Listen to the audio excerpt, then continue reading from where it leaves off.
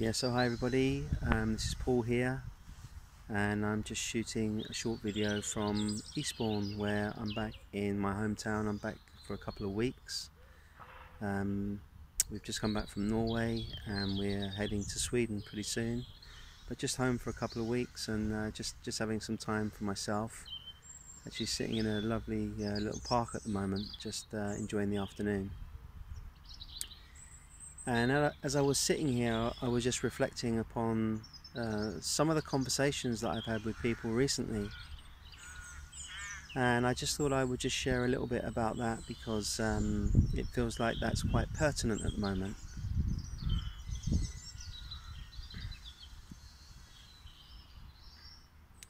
So one of the things, well, one of the many things actually that people don't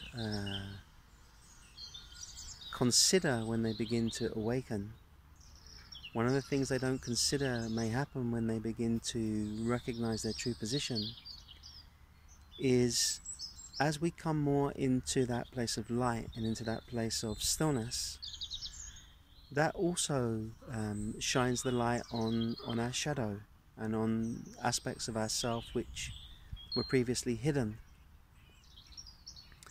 And for a lot of people, one of the paradoxes of spirituality is that the more conscious we become, and the more open we become, and the more awake we become, we simultaneously are able to feel and make conscious our own shadow more and more. And for many of us who have deep trauma in us or deep pain in us, then this can be quite an unsettling experience. And a lot of people, they sort of feel like, how can I get rid of this? How can I speed this up? How can I sort of get onto the next level as quickly as possible so this stops arising? But for me, they're not really the right questions to ask. And more the question for me to ask is more, can we allow this to be as it is without interfering with it? Can we allow the light of consciousness to hold this part of ourself and to accept this part of ourself without trying to put too many techniques into it and too many ways of dealing with it? Just can we just be with it as it is? Can we allow ourselves to open to it as it is? And I feel that if we're able to do this, then this brings about a tremendous trust in our own process, so that we're not rushing to get to another place, but we're allowing this maturation process to take its own course.